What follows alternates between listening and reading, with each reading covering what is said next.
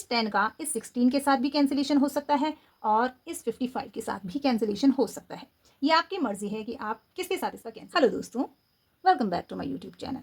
और आज हम सीखेंगे परसेंटेज से रिलेटेड इस इम्पॉर्टेंट क्वेश्चन को सॉल्व करना। तो सबसे पहले आप देखेंगे कि यहाँ पर 3 टर्म्स हैं। ये फर्स्ट टर्म है, सेकेंड टर्म है और ये थर्ड टर्म है। यहाँ पर प्लस का साइन है और यहाँ पर माइनस का साइन है। सो प्लस और माइनस के साइन से टर्म्स सेपरेट होती हैं। सो इन टर्म्स को हम पहले सिंपल वे में लिखेंगे। कैसे लिखेंगे? देखिए 55% ऑफ 160।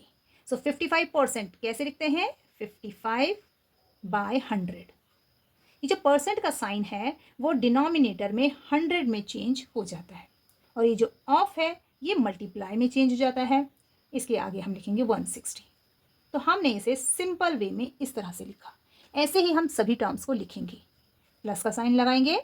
24% का मतलब है 24/100 ऑफ चेंज होगा मल्टीप्लाई में बाय 50। माइनस का साइन 36% मीन्स 36/100 ऑफ चेंज होगा मल्टीप्लाई में बाय 150। ओके, अब यहाँ पर हमें इन्हें सॉल्व करना है। सो सॉल्व कैसे करेंगे? देखिए ये एक फ्रैक्शन है और इसका मल्टीप्लिकेशन हो रहा है एक होल नंबर के साथ में। तो कई बार ये कन्फ्यूजन रहता है कि ये जो होल नंबर है ये किसके साथ मल्टीप्लाई होगा, न्यूमरेटर के साथ या डिनोमिनेटर के साथ। तो आपने हमेशा ध्यान रखना है कि होल नंबर हमेशा न्यूमरेटर के साथ मल्टीप्लाई होता है। ओके, जो होल नंबर होता है उसके डिनोमिनेटर में 1 होता है। और अगर हम ये 1 लिख दें तो ये भी एक फ्रैक्शन है और एक फ्रैक्शन का दूसरे फ्रैक्शन के साथ मल्टीप्लाई होता है। तो कैसे होता है? न्यूमरेटर का न्यूमरेटर के साथ और डिनोमिनेटर का डिनोमिनेटर के साथ। ओके, तो यहाँ पर 100 का 1 से मल्टीप्लाई होगा तो 100 ही आएगा। तो इसलिए आपको ध्यान रखना है कि जब भी आपके पास एक फ्रैक्शन और एक होल नंबर हो तो और बीच में मल्टीप्लाई का साइन हो तो वो न्यूमरेटर के साथ मल्टीप्लाई होगा और डिनोमिनेटर के साथ उसका कैंसिलेशन होगा। ओके, तो यहाँ पर हम क्या करेंगे? मल्टीप्लिकेशन से पहले कैंसिलेशन करेंगे। इससे क्वेश्चन ईजी हो जाता है। तो यहाँ पर 0 से 0 कैंसिल हो जाएगा। ये न्यूमरेटर में है, ये डिनोमिनेटर में है। 0 से 0 कैंसिल हो गया। अब यहाँ पर 10 है और ये 16 है। इस 10 का इस 16 के साथ भी कैंसिलेशन हो सकता है और इस 55 के साथ भी कैंसिलेशन हो सकता है। ये आपकी मर्जी है कि आप किसके साथ इसका कैंसिलेशन करेंगे।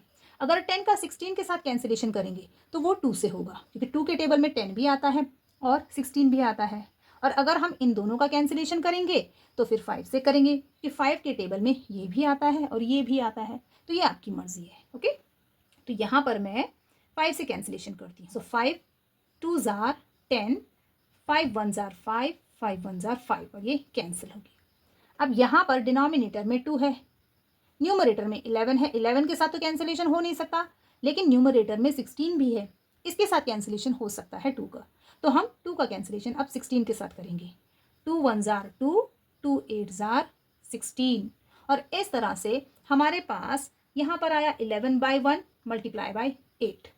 सो न्यूमरेटर का न्यूमरेटर के साथ मल्टीप्लाई होता है और डिनोमिनेटर का डिनोमिनेटर के साथ। तो इसके डिनोमिनेटर में तो 1 है जो हमने लिखा नहीं है, तो हम करेंगे 11 का 8 के साथ मल्टीप्लाई। तो हम यहाँ पर लिख लेते हैं 11 मल्टीप्लाई बाय 8। अब सेकेंड टर्म को सॉल्व करेंगे तो ये प्लस का साइन लिख लेते हैं। यहाँ पर भी हम बिल्कुल वैसे ही करेंगे। न्यूमरेटर में ये 50 है और 24 है और डिनोमिनेटर में 100 है। 100 के पास भी 0 है, 50 के पास भी 0 है, तो 0 से 0 कैंसिल हो जाएगा। 5 1s are 5, 5 2s are 10। Okay, यहाँ पर भी इस 10 का इस 24 के साथ भी कैंसिलेशन कर सकते थे आप। आंसर बिल्कुल सेम आएगा। डिनोमिनेटर में 2 बचा है और न्यूमरेटर में 24 है, इनका भी कैंसिलेशन हो सकता है 2 से। तो हम कहेंगे 2 1s are 2, 2 1s are 2, 2 2s are 4 और 24 भी कैंसिल हो जाएगा। न्यूमरेटर में 12 मल्टीप्लाई बाय 1 और डिनोमिनेटर में 1। जब डिनोमिनेटर में 1 होता है तो उसे हम नहीं लिखते, हमने यहाँ पर भी नहीं लिखा। तो हम यहाँ पर लिखेंगे 12 मल्टीप्लाई बाय, यहाँ से सिर्फ 1 बचा है तो 1 लिख लेते हैं। नेक्स्ट टर्म को सॉल्व करेंगे, माइनस का साइन लगाएंगे। यहाँ पर भी 0 से 0 कैंसिल हो जाएगा। 5 से इन दोनों का कैंसिलेशन करेंगे, 2 से इन दोनों का भी कर सकते हैं। सो मैं 5 से कर रही हूँ।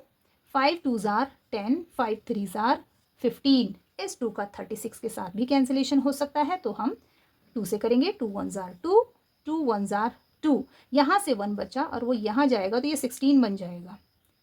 हम 2 से कैंसिलेशन कर रहे थे यहाँ पर, तो 2 8 ज़ार 16। आपने ध्यान रखना है कि हम किस टेबल से यहाँ पर कैंसिलेशन कर रहे हैं। सो यहाँ पर न्यूमरेटर में आया 18 मल्टीप्लाई बाय 3 और डिनोमिनेटर में 1 है। सो इस 1 को हम नहीं लिखेंगे, तो हम लिखेंगे 18 मल्टीप्लाई बाय 3।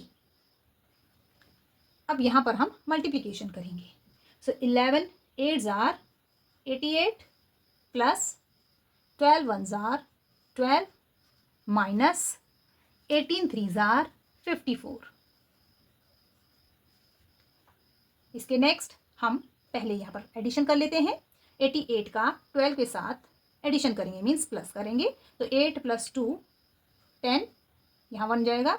8 + 1 9 + 1 10, तो बन जाएगा 100। मीन्स 88 + 12 = 100 और -54। अब इन दोनों में सब्ट्रैक्शन होगा। 100 में से 54 सब्ट्रैक्ट करेंगे हम, तो कितना आता है 46। सो ये आपका आंसर है। सो देखने में ये क्वेश्चन बहुत टफ लगता है, लेकिन है बहुत इजी।